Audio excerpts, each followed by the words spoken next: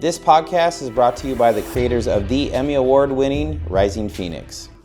Supported by global partners, Procter Gamble, the proud makers of Oral-B, Pampers, and Tide. Hello, my name is Matt Stutzman. I'm a 4-time Paralympian and silver medalist. And since Monday, I'm now a Paralympic gold medalist. And if you've been listening to our pods, I'm excited to tell you that tonight is going to be different. We are in Paris at the Games, and they're happening right now. Tonight, Michael and I are at a very special event. We are joined by none other than Ezra Frech, the now 2-time Paralympic gold medalist. And we are about to hold an amazing conversation, and we wanted you to be able to listen in. We hope you enjoy as much as we did. Hello, everybody. How are we doing? Good.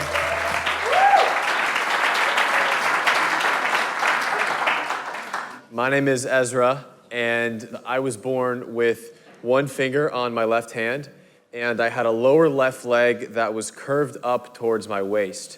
And about 2.5 years old, I had a 15-hour procedure where the doctors amputated my left leg right at the knee, and then they took the big toe that was formerly on my left foot, put it onto my left hand.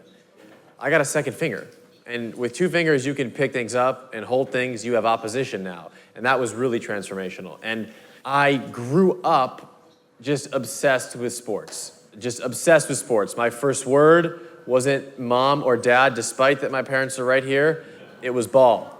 First word was ball. I learned to count by 2s before I learned how to count by 1s, just because I was watching so many Laker games, and I was such a huge basketball fan as a young kid. And so sports was my obsession. And why did I gravitate towards sports, particularly through elementary school, middle school, and obviously today? It's, living with a physical disability is not easy. Everywhere you go in public, there's people staring, pointing fingers, whispering. You feel like an outsider just about 24/7. And when I was playing sports, that felt like the one place in the world where I felt like I belonged, where I was viewed as an athlete, not just the kid with a disability. And there's a lot of barriers for people with physical disabilities to participate in sports. The first track meet that I ever went to, we had to travel all the way across the country to Oklahoma because there was no other adaptive sports opportunities on the West Coast. And actually it inspired my family and I to start a nonprofit, Angel City Sports, to provide year-round sport equipment, training, competitive opportunities for this community in Southern California. And then now we're obviously expanding out. But I think that we're all up here today because we know the power of sport, what it does for you physically, psychologically, what it does for your soul, and all those are tenfold in someone with the physical disability.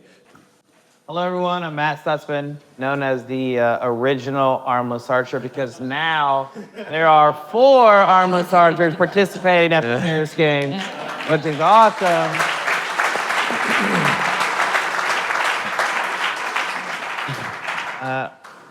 I was born this way. I don't know why I was born this way, but they said there was no medical reason for it. So I pretty much grew up my whole life without arms. And for me, it was the day that I had went out to apply for a job and nobody would hire me. I remember them calling me up and saying, hey, come on in. I go in. They see I have no arms. And they're like, if you had prosthetics, I would hire you.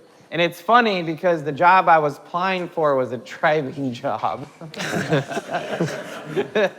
But I remember thinking to myself, because I can drive a car, I thought, they don't even know me. So I went home and I have 2 boys, and I'm trying to figure out how to just put food on the table, right? That's all I wanted to do. And as I'm sitting there on the TV, there's a guy shooting a bow.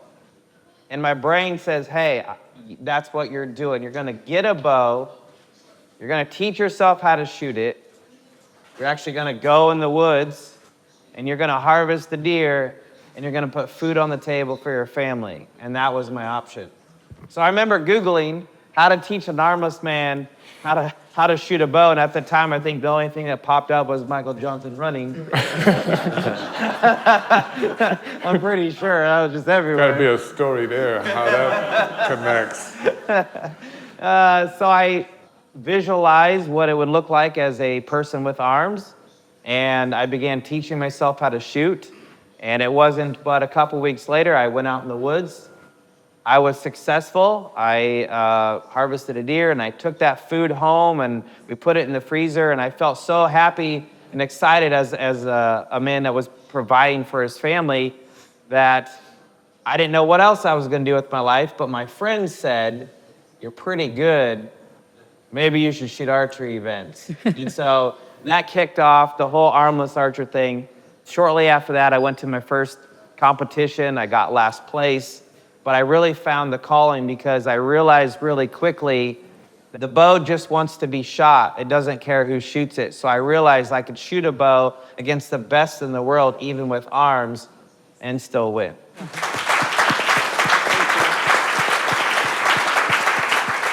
I met Matt back in 2011. I was invited to meet Matt for dinner. So I come down, and Matt's cutting his steak at the table at this restaurant with his feet. I had never seen anything like this before.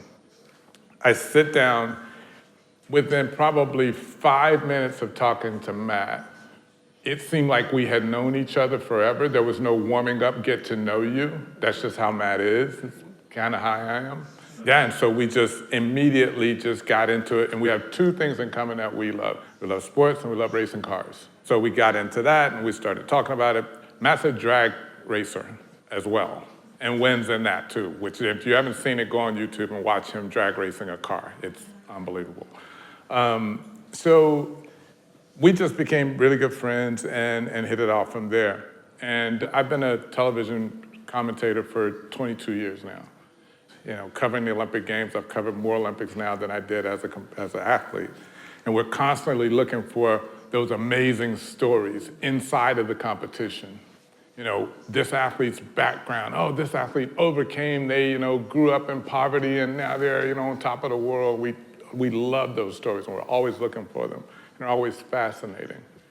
Every Paralympian has an amazing story. It's just built in, it's just automatic. And when you listen to those stories, you're inspired, and I've been inspired.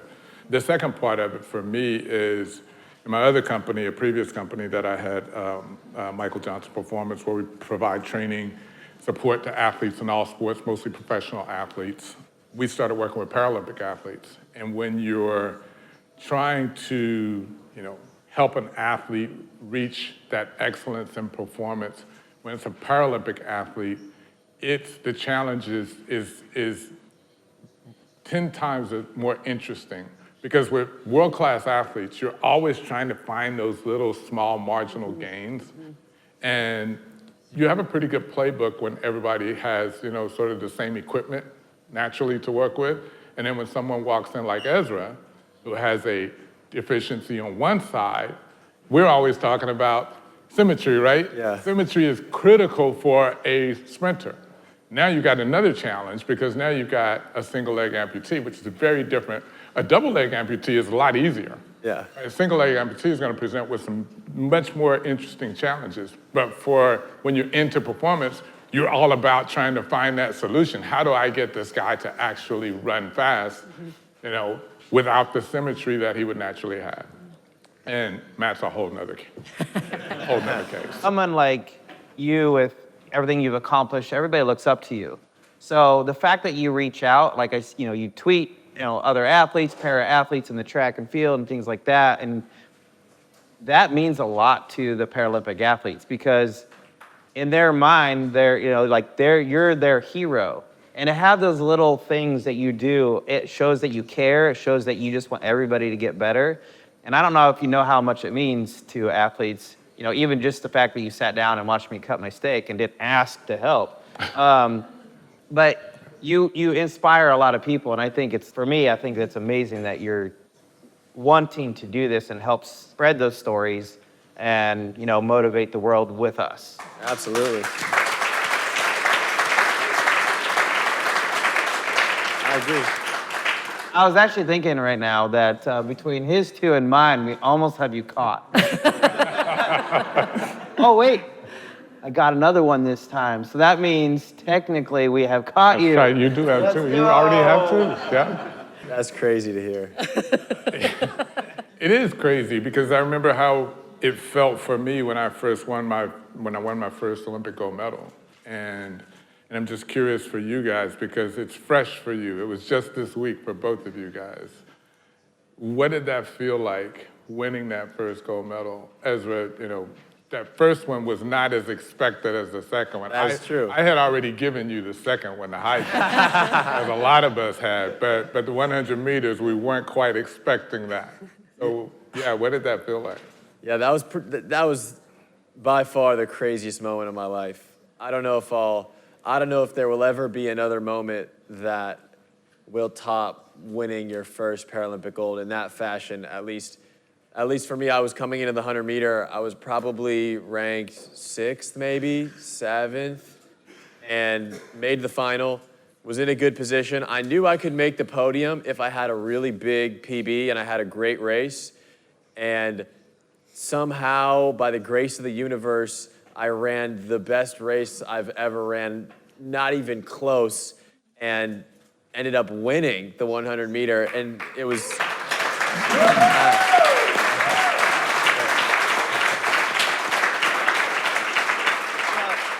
I was actually at the Team USA house when he was running the 100 meter, and I wish you could have heard how the whole Team USA house just went bonkers. Like, they were just like, ah, and I was like, whoa, I really hope he hears me clapping for him right now. But I'm telling you, outside of the stadium, the whole, the USA house, the whole world was just like blown away by your performance and cheering you on as well. I hope you felt that. I totally did. I mean, the stadium was crazy. And for me, I mean, I grew up watching YouTube videos, watching iconic moments in sport, you know, cough, cough, who we're sitting next to. And so to have won that and then to take a step back and realize in the Paralympic world that I just created a moment. That was the thing for me, is I used to watch these moments and I just created one, and it just happened, and I ran saw my family in the stands, and it was just one of the craziest highs I've ever felt, and the best moment of my life by far. And then the next day I had high jump, high jump was my main event. I'm a high jumper through and through, and I've been taking up sprinting and long jumping a little bit as well, because I love those events. But I would consider myself a high jumper, so that's why I was really surprised to win the 100 meter, but I knew that I had to refocus. Next day was the high jump, and almost had to separate. That was the tough thing, right? If things go right, sometimes it's even harder to move past that if I have competition the next day, and not just obsess over the moment. But it was when I got back to the hotel room, I looked in the mirror and I was like, I can't believe I'm the fastest amputee in the world. That was the realization. It was like, I didn't even expect this, you know? Yeah. I actually have a question, for both of you. So, for me, when I won... Matt always jumps in and asks before I get to ask. Always. And of course, he's going to ask a fantastic question. Yeah, right. It's usually good. So I'm going to put you on the spot. It's usually good. Yeah. Well, so... only because you were talking about it, right? So I remember what I felt right after my gold medal. And I was thinking there's no way I could compete the next day if I had to. You literally had to go from winning to the next day to refocusing and winning. And you've been there before where you've won, and then like a couple hours later or whatever, you have to go out and perform again. For both of you, like, how does that work? Because you gotta basically take yourself on this high down to this okay, time to go again. Gotta get hungry. And when you have that adrenaline, I didn't sleep the first night because of my adrenaline. So how does that work with for you guys? Yeah, for me, I had a day, and I was thinking about that too. Like I said, his questions are usually pretty good. I was thinking about that as well, that you had the high jump the very next day. So you want to celebrate. Yeah. You want to celebrate with your family. You want to be able to, just sort of, oh, it's all over. But you got to get ready for the next thing. So yeah, what was that night like for you and the next day going into that competition? Now, that's the negative side. Is the positive is you already got a gold medal. Yeah. Right? But I couldn't think like that. I had long jump first, and then didn't do very well in long jump, had a rough day on the board. It was a struggle. I got 5th in the long jump. I was really upset about that. Next day, 100 meter prelim. So I had to let that go. Next day, 100 meter final. Next day, high jump final. Mentally, you're going up and down and up and down and up and down. even before the competition, I told myself, I'm doing no media. I'm gonna do NBC, I'll do maybe one big interview, and I'm jogging through the mix zone straight to get in my recovery and boom, on to the next thing. So 2012, you have another medal. Yeah. You have a silver from 2012. Right? So we've been waiting for a long time on that journey with you. I was on that journey with you 12 years. from 2012. And as an Olympian or a Paralympic athlete, you never know if you're going to get that opportunity I've been again. waiting for this question from you for a little bit because you in a handheld day. Let's go. Is this for me? So do you? Is it mine that's messing up? No, yours seems good. Hello. Okay. So I think it's yours, Michael. I think it's yours. I need to hold that for you then. A couple months ago when we were first doing the podcast, I brought up to you about biting the gold medal. And you said that you never bit the gold medal before, right? Like that was just something you didn't do. I now understand, because I'm going to show you. This is where I keep my medal, in my shoe, so that way I can get it out. But because it's been in my shoe, I don't bite mine either.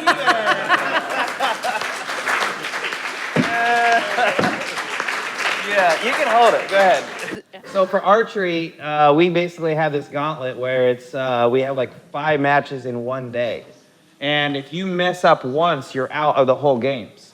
And then you have to do that through 5 matches and 5, different people. And I wake up in the morning and I'm getting ready for the day. And Jessica, my girlfriend, she walks around the bed. She's like, "Hey, babe, what do you think? I look good. Do you think this is perfect?" And I look down and I see her shoes are silver.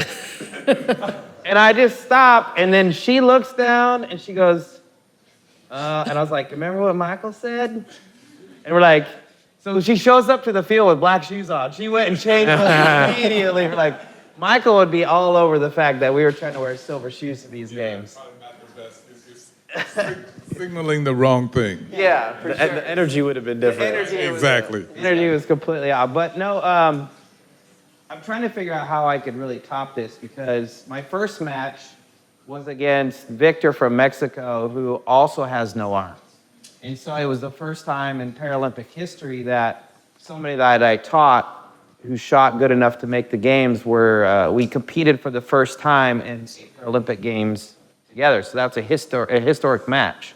Of course, I had to show them that I was still My second match was from against the guy who beat me in London.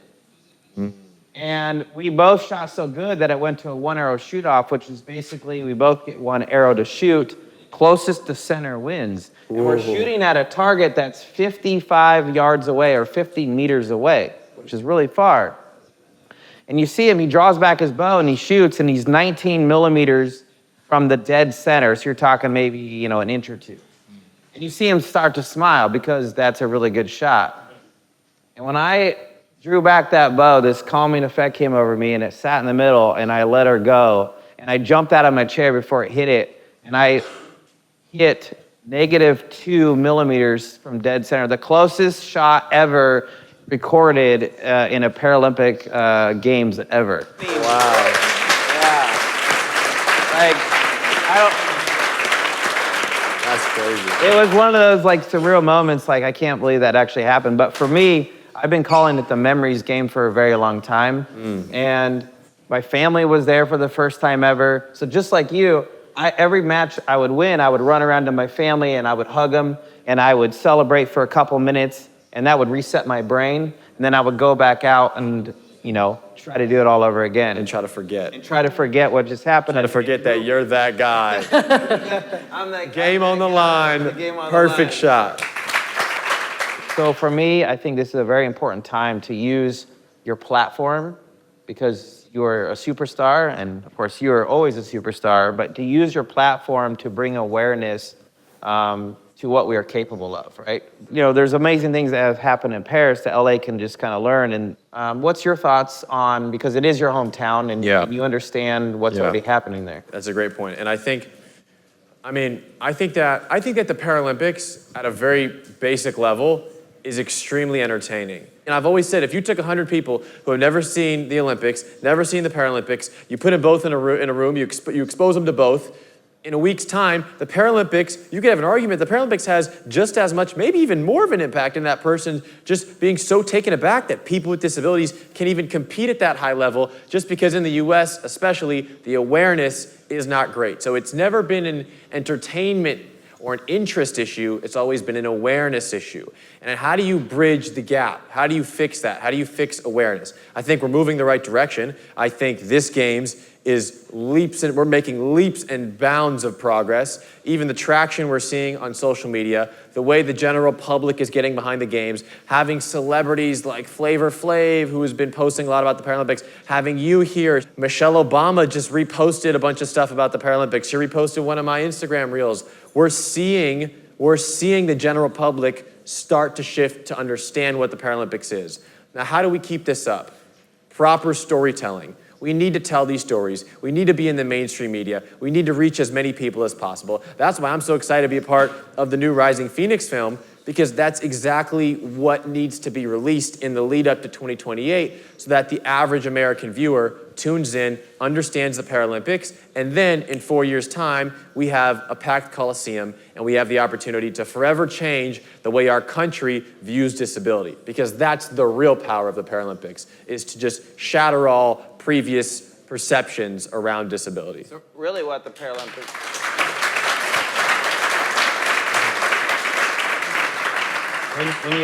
When you have somebody like, Michael that is, a part of what we're trying to do, and all these other celebrities, right? Basically what we're doing is just educating the world. Yeah. My first impression of this, let's say my first Games, I couldn't get a job. A week I get home from winning the silver, everybody wants to give me a job. And I always thought, well, that's kind of weird. But it wasn't because I had won a medal, it's because they finally understood and were educated. And now you're starting to see every Games, and Paris has done great, with educating the world on what we're capable of. And I think LA's going to be amazing, because you have all these superstars behind it pushing, that are starting to come out, that are understanding, and with their platforms, it's really being pushed basically to the masses. When you have Michael Johnson being like, I know Matt Stutzman, I'm like, what? That to me, that's what it takes. That's what it takes. We need, help of people who are like Michael to help grow this and really bring the awareness, I guess, back there. Yeah, we need the allies. It's crucial. It's crucial. I completely agree. I couldn't agree more. I think Ezra is exactly right. And it's about what type of stories you tell. You should support these athletes is not the story that, the athletes themselves want to be told. They want the story told about how badly they want to win and what type of competitors they are. No different than what we saw a few weeks ago here with the Olympic athletes. It's the same mindset. It's the same type of competition. It's the same hunger to be the best and to demonstrate your excellence against other athletes. It's the same thing. So those are the stories that need to be told. And, and I think, to Ezra's point, if you look at, the Paralympic TikTok account, I think what Hunter's been doing is amazing, just, saying, hey, look, you can make fun of us, you can laugh with us, because you're not laughing at us, you're laughing with us, because we laugh at ourselves. Yep. And I learned that from Matt, and it's one of the reasons why, first time I met Matt, we were able to hit it off. It's because Matt doesn't, sort of hide it behind anything, as you all can tell. It's just kind of like, this is who I am, this is what I am, and that's because of the confidence. And that's one of the things that I've seen with so many Paralympic athletes is the confidence that they have, because to navigate the world with a disability requires a lot of confidence, and then that translates into the performance on the track and what makes these athletes such amazing competitors. Those are the type of stories we need to be telling.